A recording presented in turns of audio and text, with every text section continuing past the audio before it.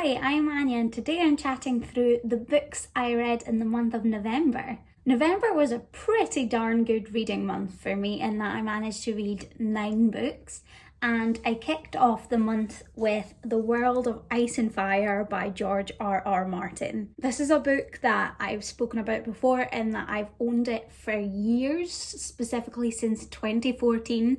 And this was a book I really wanted to get to before the end of the year, just to get it off my TBR. This is largely a history book for George R.R. Martin's Game of Thrones series, and it does very much read like a history book. It was really interesting though to revisit this world, which I haven't really touched on since the fiasco that was season 8 of Game of Thrones, the TV show. But back when I read the books, there was always just references to historical events and also just a lot of context that I thought would have made the story even better. So actually getting to go back into the world of Ice and Fire and get all that context was really interesting. And actually, funnily enough, I've struggled with George R.R. Martin's writing style before. I don't really love it in terms of prose and going into a story-based format. I basically don't think he's the best novelist, but for the context of how this book was, I think his writing style worked really well. In general, this was actually a really fascinating read and exciting to go back to and revisit the Game of Thrones world. It wasn't the most exciting in terms of actually having a coherent story that kept me, wanting to continuously read. But definitely a good addition and something that I would recommend if you like that world a lot. Although I know a lot of people have gone off of Game of Thrones in recent years, but what can you do? I ended up giving this 3 out of 5 stars. After that, I picked up a long-awaited for myself series finale, and that is The Queen of Nothing by Holly Black. This is the 3rd and final book to the Cruel Prince trilogy, in which we follow a character named Jude, who is a human living in the fairy world, and she's always struggled with basically the wickedness of the fairies and her place in the fairy world. And throughout the series, she finds ways to come into her own power. I had certain apprehensions going into The Queen of Nothing because I'd heard a lot of people just hadn't loved it as much as they had the first 2 books, which are brilliant, so much fun, have a wonderful hate-to-love romance, and also just great depictions of Fae, which Holly Black herself is very well known for. Some of my apprehensions as well were due to the cliffhanger ending of the 2nd book, which kind of is a sort of cliffhanger I just don't really enjoy. That part is 100% a personal preference thing. I don't know of many other people that have the same problem, but that's something I think I will actually go into in another video because I've been thinking about cliffhangers a lot. So basically, I went into this book excited, but not with the highest expectations, and I have to say I was incredibly pleasantly surprised. It took a turn that I really wasn't expecting, solving all the kind of apprehension problems I had. It was super quick and quite well paced. I know some people have had a problem with the fact that this book is quite short, and I do agree that it could have been a lot longer. Like, I would have absolutely been here for reading all of these events spread out more, but I don't think it detracted from how good it was in the fact that Holly Black decided to go through those events quite quickly. Jude and Carden's story just is a hell of a lot of fun. I had a really great time reading this book, and I actually really liked it as a conclusion to the trilogy, so I ended up giving this 4.5 out of 5 stars. Next, I decided to pick up The Missing of Claire Delune by Christelle Dabos. This is the 2nd book to the Mirror Visitor Quartet. This series is based in a world that's basically divided into spires, where each spire of land has its sort of own magic system and political systems and is totally separate from other lands around it. We follow the character of Ophelia, who has the ability to travel through mirrors and also touch objects to read their past. She is engaged to a man from a different spire and must travel there and basically navigate a whole new political and magical world that's a lot more dangerous than the life she was used to. This is one of the most original and fun stories that I've ever read, with so many twists and turns and basically little quirks coming from both the setting and the characters that make this series just intensely interesting the whole way throughout. I loved the first book, and the second book was no disappointment in any way whatsoever, because I think I loved it just as much, if not more. Ophelia as a character just keeps growing, and she's a really unique protagonist in a young adult kind of sphere. There's also, of course, the relationship between her and her fiance, who is perhaps the best example I have actually read of a man that I can see why she might not like him from the start. Just seeing those characters navigate the circumstances they've been put into was just brilliant.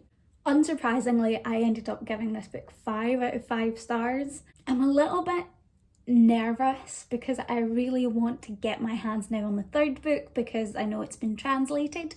This series is originally in French, but I've heard some things about like word choice and basically concepts that happen in the third book that are a little bit less than ideal and make me apprehensive. I probably will end up picking it up just because I loved the missing of Claire Delune so much, but I also may just give myself a little bit of time before going into it to let myself just stick with the enjoyment of this. Next, I decided to pick up Smoke in the Sun by Renee Ahdieh, which is the second and final book to the Flame and the Mist duology. This is set in a Japanese-inspired fantasy world in which we follow Mariko, who is engaged to the Emperor's son, but on her travels to the palace, her convoy is ambushed. So she tracks down the people she believes to be responsible for this attack, dresses as a boy, and infiltrates their camp. That's the premise for the duology as a whole, and definitely the first book lays the foundations for this book and then takes a slightly different turn. Sadly, while I truly enjoyed the first book, this one didn't quite live up to what the first book provided as a setup. I think this series is generally very fast paced, and that's what I really enjoyed about the first book. But in this book, as we get a lot more actual political and personal intrigue rather than just Mariko and her relationship with the people in this camp, I think the pacing of this kind of created a big lack for me. I didn't think things were particularly well explained and ended up being rather glossed over instead. The plot and the action and everything that actually happened, I thought was absolutely fine and really actually enjoyable, but the pace of it just did not lend itself to allow you to enjoy those things and watching them unfold. It all happens very quickly, and there's a focus on things like conversations and topics that just don't seem to further the plot at all, whereas the things that actually do aren't taken into as much consideration. I still ended up enjoying this book, but it just wasn't the most satisfying conclusion to the duology that I wanted. So I ended up giving this 2.5, 3 out of 5 stars. After that, I picked up another book that I read for class, and that is Gold by the Inch by Lawrence Chua. In this, we follow an unnamed narrator who was born in Thailand but grew up in America. And after a bad breakup, he travels back to his homeland of Thailand and engages in a complicated relationship with a prostitute named Dong. As most books for class, this was a very interesting and evocative read, focusing a lot on different issues of class and also the problems faced in modern Thailand by the people who live there, and also the difficulties of the working classes and the moral ambiguities of the work of prostitution. As just a personal reading experience, I actually really enjoyed this book. It's very quick to read and follows a lot of unusual formats and the way the speech is brought across, as well as the media aspects of this. It's very thought-provoking, and I wouldn't say it's something you can really sink into and just enjoy, but it's definitely a very powerful book that I enjoyed a lot, and I ended up giving this 4 out of 5 stars. Then I went on to read The Girl in the Tower and The Winter of the Witch by Catherine Arden. These are the second and third books of the Bear and the Nightingale trilogy. The Bear and the Nightingale follows a young girl named Vasya living in medieval Russia. When Vasya's father remarries, his new wife is incredibly religious and determined to rid out the old religions of the Russian people. However, this brings a lot of the magical creatures that Vasya unknowingly interacts with into danger and acts as a catalyst for Vasya to discover her own powers. The series then follows Vasya as she grows up, since we start off with her as an 8-year-old child and see her growing eventually into a young woman. This series is very heavily based in Russian folklore, and that provides such an intricate and fascinating setting. There's a real sense of whimsy to this series that, paired with the atmosphere created by like this cold winter setting of Russia, is just immensely captivating.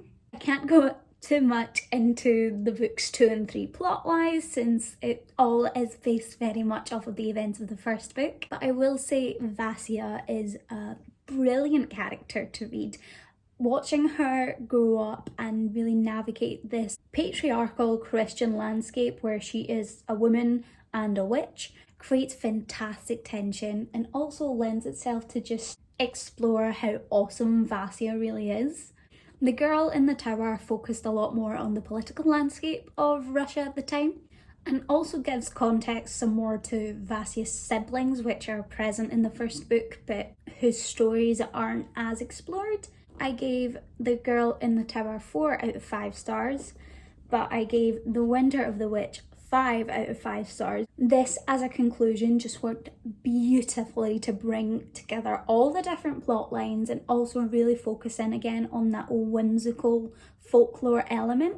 As an arc between the first and the third books, I think this story works incredibly well and genuinely reads like a modern day fairy tale. As you can probably tell, I definitely recommend picking up this series, particularly right now. Going into winter time, I can't think of a better time to read it. After that, I went to pick up Restore Me by Tahir Mafi.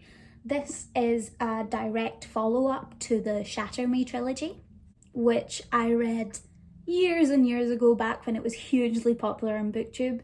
Shatter Me follows a girl named Juliet who is in a mental asylum because she has the power to kill people with her touch, and she is taken out of isolation when people decide they wish to use her as a weapon. Shatter Me was a brilliant trilogy because of its writing style, and I think for the time in that dystopian romance phase it worked super well. Obviously it had been a few years since I interacted properly with those characters, but I was excited to revisit Juliet and Warner's story here. There is always a bit of apprehension going into continuations of series, and I do think that's sort of applied here, and rightly so. Because it's directly a continuation of the trilogy, it follows off of those events and the consequences that their characters are facing. But one of the biggest things is that Juliet, as a 17-year-old girl who has spent most of her life in isolation, is now hugely in power over the majority of America. And I could not take that seriously. I feel like all of the problems that arose in this book were because of that, because we're facing a character who is too young to deal with anything. And any of the moral dilemmas that she faced where I don't think I'm the right person to do this, and it is kind of hard to read something when you're like, yeah, no, you're not the right person to do this. To be fair to the book, it was interesting as a plotline despite those things, and also it was just really lovely to revisit the characters. So I think a lot of what added to my enjoyment was the nostalgia factor. I just really wanted to give this a try and see how it held up. I don't think I will be continuing on with this series just because I don't have that pull towards it anymore. It was nice to give it a try, but I think I'm all good. I ended up giving this 2 out of 5 stars. I finished out the month on the massive tome that is Voyager by Diana Gabaldon. This is the 3rd book to the Outlander series, in which we follow the character of Claire, who from the year 1945 accidentally travels back 200 years into the past and meets a character called Jamie Fraser, and we follow basically her navigating the landscape of 1700s Scotland. This is obviously a really popular series, particularly because of the TV show, and reading the first and second books specifically, I think rightly so. There's just something brilliant about the setting that Diana Gabaldon writes, and also just the way she captures these rough Scottish men is brilliant. This, in a similar vein to The Queen of Nothing, was something I was slightly apprehensive about starting because of the cliffhanger ending of the second book. Sadly, unlike The Queen of Nothing, this went exactly the way I expected it to, and it took about 350 pages of the 1,000 pages that this book is to really get into it. What really makes these books so strong is that despite that, Diana Gabaldon's writing style is just really, really brilliant in that she can write something absolutely banal where nothing is happening, but just the sheer way she writes it will make it absolutely fascinating. In something that's over 1,000 pages, that definitely helps. I really like the return to Claire and Jamie's story, though I don't think it quite lived up to how good the first and second books were. There were just some connections, particularly towards the end, which linked back to the original events within the series and just seemed a little bit too convenient. I do think where this ended has created a really good stopping point for me in the series though, especially from what I've seen of what the next book seeks to follow. Overall, I ended up giving this book 3 out of 5 stars. So that's it from me today and for the books that I read in the month of November. Thank you guys so much for watching and I'll see you all soon. Bye!